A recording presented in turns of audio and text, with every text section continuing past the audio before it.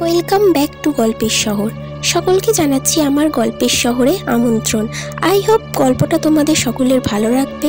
পুরোটা শোনার অনুরোধ রইল। আমি শ্রেয়া আছি তোমাদের সাথে অন্য দুনিয়ার শেষ পর্ব নিয়ে। পাশে থাকো, গল্পটা শোনো। অন্য দুনিয়া শেষ পর্ব।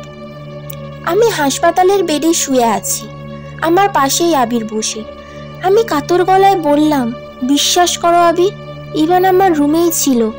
আমরা একসাথে 11টা দিন ছিলাম।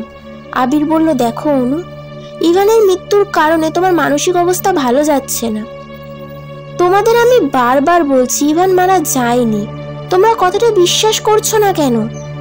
আচ্ছা শোনো অনু, ইভানের বাবা মা আসছে, তারাই বলুক তোমাকে সম্পূর্ণটা। তারা এসে আমাকে বলল 1 মাস আগে একটা গাড়ি অ্যাক্সিডেন্ট হয়, সেই গাড়িতে আমি ও ইভান ছিলাম। ঘটনাস্থলে ইভান মারা যায় আর আমার মাথায় আঘাত লাগে। একটু পরে তারা চলে যায়। আমি কান্না করতে করতে বললাম, আমাকে ইভানের মৃত্যুর কথা জানানো হয়নি কেন? আবির বলল, তোমাকে জানানোর কোনো প্রয়োজন ছিল না, তুমি তার মৃত্যুর বিষয়টা পুরোটাই জানতে অনু। যেদিন শ্মশানে নিয়ে যাওয়া হয়েছিল ইভানকে, সেদিন তুমি অস্বাভাবিক আচরণ করা শুরু করেছিলে। তোমাকে ডাক্তারের কাছে নিয়ে যাওয়া হয়েছিল। ডাক্তার বলেছিল তুমি মানসিক ভারসাম্য হারিয়ে ফেলেছো, তাই তোমাকে ওষুধ খাওয়ানো হতো। কিন্তু তোমার তো ইভানের মৃত্যু নিয়ে কিছুই মনে নেই। মনে থাকবে কি করে, কারণ তুমি মানসিকভাবে এতটাই আঘাত পেয়েছিলে। কিন্তু আবির, আমার তো সেই 11 দিনের কথা সবই মনে আছে, যা আমরা একসাথে করেছিলাম। দেখো অনু, বিষয়টা আমি তোমাকে বুঝিয়ে বলি, বুঝতে চেষ্টা করো। সাধারণত আমরা যা চোখে দেখি আর তার সংকেত আমাদের মাথাতে কিন্তু যায়, কিন্তু তুমি মানসিকভাবে আঘাত পাওয়ার কারণে ও তোমার মাথায় আঘাত লাগার কারণে তোমার ক্ষেত্রে বিষয়টা উল্টো হয়েছে। তুমি এমনটা কল্পনা করে রেখেছো যে ইভান তোমার সাথে আছে, পুরোটাই একটা হ্যালুসিনেশন। আবির এবার থামলো। আমি কান্না শুরু করলাম।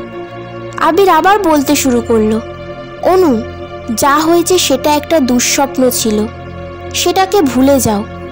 তোমার বাবা মা রোজ তোমাকে একা একা কথা বলতে শুনতো, তোমায় বুঝতে দেয়নি কারণ ডাক্তার বারণ করেছিল। তাই তুমি খুব তাড়াতাড়ি সুস্থ হয়ে উঠবে, আশা রাখি। এই বলে আবির চলে গেল। তারপর থেকে কেটে গেছে 1টা মাস। 1 মাস পর আমি ঘুমিয়েছিলাম। মাঝরাতে হঠাৎ ঘুম ভেঙে গেল। হঠাৎ দেখি ইভান আমার খাটের পাশে বসে আছে। আমি তো পুরো সুস্থ। ইভান মারা গেছে 2 মাস। আমার সুস্থ মস্তিষ্কের সামনে হ্যালুসিনেশন তৈরি হয়েছে। কি করে হলো এটা? হঠাৎ ইভান বলতে শুরু করলো, আমি এবং তুমি, আমরা দুজনেই জানি আমি মারা গেছি। আমি বাস্তব না, এটা সত্যি। আমি তোমার কল্পনা অনু। আমি তোমাকে খুব ভালোবাসি। তুমি কি করে একলা পৃথিবীতে পড়ে রইলে আমাকে ছাড়া? আমি চাইলে পৃথিবীতে আসতে পারি না, কিন্তু তুমি তো সারা জীবনের জন্য আসতে পারো আমার দুনিয়ায়। তুমি ইভান নও, তুমি আমার তৈরি কল্পনা। চলে যাও তুমি। ইভান আবার বলল, হ্যাঁ, আমি কল্পনা অনু। আমি তোমার অবচেতন মনে তৈরি ইভান। অপেক্ষা করছি তোমার জন্য। আমি তোমারই অংশ। আমি তোমার ভালোবাসি। চলে এসো।